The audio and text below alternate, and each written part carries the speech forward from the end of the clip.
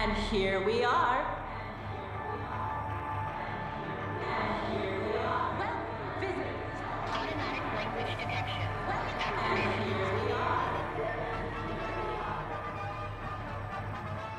Recently, I've been hungry with an appetite only the kind of storytelling Kirby can satiate. The subtly dark type of tale that has to be pieced together through pause screen details and gacha machine capsule toy descriptions to get the full picture. For anyone not in the know, when you pick out and play just about any Kirby game, you'll be getting an adventure that's almost entirely nothing but adorable. However, for those who see said game through to its end, chances are they'll be greeted with the antithesis to Kirby's innocence. A final boss that honestly wouldn't feel out of place in a Metroid game, or even Resident Evil. Lots of the scarier elements to be found in classic Kirby games ended here, with the body horror of a world-eating demon. Modern Kirby games, though, have been introducing more and more of this stuff with each release, to the point where I'd now be disappointed if someone's soul isn't sacrificed to summon a demon before the credits roll. I personally think the two mainline Switch releases, Star Allies and the Forgotten Land, make up the darkest games in the franchise yet, which is saying a lot. I eventually want to go in depth about the crazy revelations the former offers, but for this video at least, I want to focus exclusively on the Forgotten Land. Mainly because I'm still on the high of finishing it and I'm excited to talk about the ending, but also because I imagine that this game, being Kirby's first fully fledged 3D platformer, will draw in a lot of brand new fans to Kirby I'd pay to be in the same room with as they enter that elevator leading to the final boss for the first time. One thing in general I have to mention right away is the evocative setting of this game. It takes place in a land new to Kirby and company, existing on the other side of a mysterious vortex. It's a technologically advanced world incredibly reminiscent of our own, which has been completely abandoned by its people, left to be reclaimed by nature. Kirby has to explore these massive, vacated cities overtaken by vegetation, which makes for a colorful adventure that's only disconcerting when you try and consider what happened. The more you play, the more it becomes obvious that many of these locations are based on real-life places. And while the game never explicitly states that this titular Forgotten Land was once home to humans, it's heavily implied to be set on our own Mother Earth, many years after humanity has forsaken it. It's long been speculated that the Kirby series takes place sometime in the far future.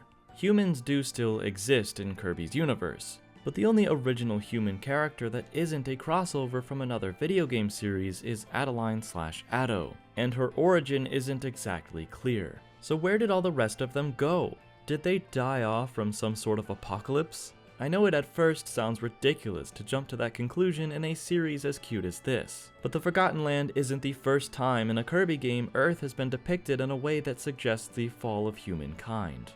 As mentioned in my last video about the Dark Matter Trilogy, Kirby 64 The Crystal Shards features what is unmistakably our home planet completely frozen over. It's interesting to think about a possible Kirby timeline. I don't really want an official one though, and how these two games in particular could relate to one another. But using just what we're told in the Forgotten Land, we know that a nuclear winter isn't what initially drove off what is likely to be the human race, which I'll now be referring to with in-game terms, like native inhabitants from here on out. I already gave a spoiler warning at the beginning of this video, but now is your last chance to inhale the closest object next to you, and spit it back out at whatever device you're using to watch YouTube in a desperate attempt to save yourself from having the wonderful surprise of this game's finale ruined. If you've already completed the game, don't care about spoilers, or just really want to help improve my watch time analytics, you may soldier on. For everyone else, I'm not buying you a new screen, sorry. With all that out of the way, Fecto Forgo, aka Specimen ID-F86, is the antagonistic half of Fecto Elphalus, the ultimate life form. When it was whole, this hostile creature invaded what is now known as the Forgotten Land, using its interplanetary transportation capabilities. As soon as this brute arrived, it began an assault on the planet's native wildlife, though it was quickly stopped and captured by the native inhabitants, who then studied this alien's spatial teleportation and psychic powers. Non-consensual research on the specimen persisted for 30 years, Plenty of time for the native civilization to learn and build technologies beyond their wildest dreams with similar capabilities to Fecto Forgo, who was, in addition to being a helpless test subject, a hapless spectacle for tourists. One day, though, there was an incident at Lab Discovera.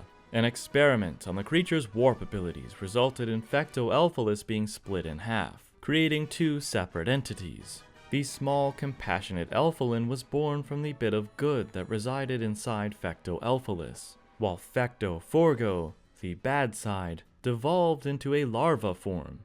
Elfalin, who is tagged as ID-F87, managed to successfully flee the lab, but the Fecto Forgo larva became dormant with that part of itself missing.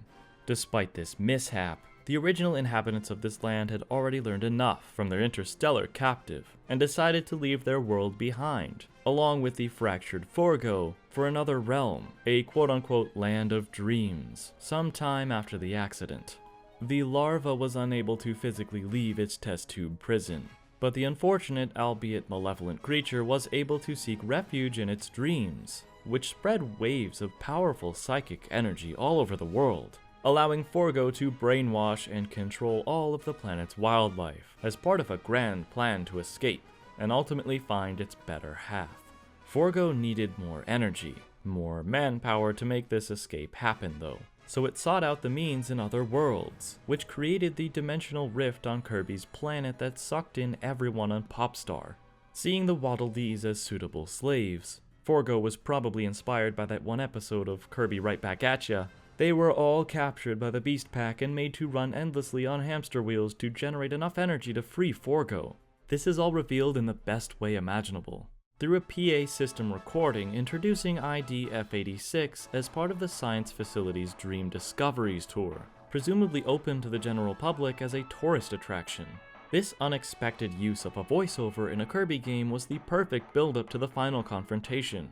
It was jarring to hear for the first time, and the actress delivered these lines in such an effectively unsettling way. What's more, certain phrases from the Dream Discoveries tour, like "and here we are" and ID-F86, are later isolated, distorted, and looped to the tune of a broken, menacing version of the happy background music that played over the intercom to create an unnerving track called Eternal Echo of the Thrilling Tour or. Its use towards the end of Forgo Dreams, and at the start of Chaos Elphalus's final phase is disturbing, perhaps hinting at the fact that Forgo was tormented by the constantly repeating recording while he was in stasis, driving the creature more mad than it already was. This rather sad backstory doesn't excuse it from exploiting other innocent creatures though, so in revolt against unpaid labor for the rights of Dreamland's denizens, Kirby arrives to end the Waddle Dee depraved cruelty and save his friends.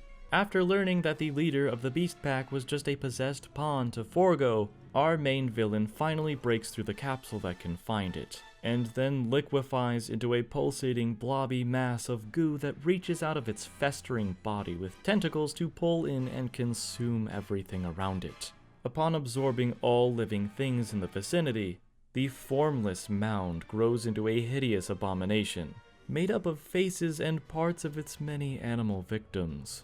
This thing is a dripping, disturbing mess of a chimera that busts through the airtight laboratory door, chasing Kirby as its all-encompassing self squeezes through the main corridor. I can still hear the squelching sounds of it hurriedly approaching the front of the screen trying to eat Kirby, while the half-dead eyes of the creatures it combined with blankly stare ahead. Kirby is able to avoid the tentacles with his sick new dodge roll, but Elfalin's no gymnast, and winds up getting swallowed by the grotesque monster. Elfalin and Fecto Forgo's once separated souls now combine into one, allowing it to transmute back into its true form, Fecto Forgo. Once the ultimate life form is weakened, Kirby is able to engage mouthful mode to free his fused friend, but Forgo is able to, just barely, still hold together the structure of its completed form. As a last stand, it takes a page from the book of a certain other Nintendo game I'm also currently covering on Dark Aspects, by pulling Planet Popstar through a huge vortex so that it'll collide into this world and theoretically destroy everything. Instead of calling 4 giants to hold up the falling celestial body though, Kirby halts the crash course by stretching himself over a big rig and riding into oblivion, probably without a commercial driver's license, mind you, slamming the multi-ton semi-truck straight into the face of a god, supercharged with Elflin's cosmic energy, which utterly annihilates it. Or so it seems. The words "to be continued" appear on screen next to a floating, faded Leongar, the big bad of the animal kingdom, puppeted by Forgo, to reveal the post-game, which takes place inside of a sort of parallel world created by the still sentient Forgo's Dreams. Leongar is trapped in this phantom mirror-like realm in a liminal state between life and death. His body is apparently being preserved and prepared as a vessel for Forgo's spirit. And to seemingly stall Kirby, Leongar's soul has been split into 300 pieces and scattered across this illusory kingdom. Do you ever think that anyone back in 1992, while they were playing the original Kirby's Dream Land, would ever think that we'd be here in 2022 with Kirby's newest game in a different kind of dreamland collecting bits of a broken soul? Reuniting these pieces with their owner allows Leongar to come too, but the King of the Beasts is forced to fight Kirby one final time, before our pink puff permanently exorcises the demon from Leon's body. A fight with Forgo's soul to fully eradicate it seems like the next order of events. In fact, that's what's teased to happen, until Soul Forgo suddenly gets absorbed by what is apparently the Kirby universe's judge of death, the ethereal, dream-eating underworld butterfly Morpho Knight.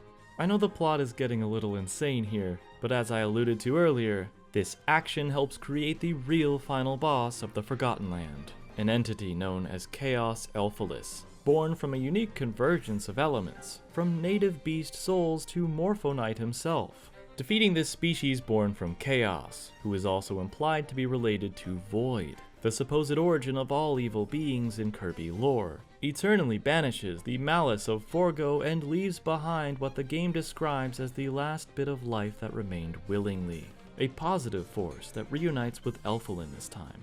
That was a wild ride on the coaster mouth that is Kirby and the Forgotten Land. I will certainly be back at some point to cover his many other games worth discussing, but until then, that's all I had for the dark aspects of Kirby. Be sure to watch my analysis on the Dark Matter Trilogy, my Nintendo Innuendo episode about that one infamous level of Kirby's Dream Land 2, and my coverage of the absolutely bonkers Kirby manga if you haven't seen them already. And please feel free to subscribe to the channel if you want to see more content. See you all next time.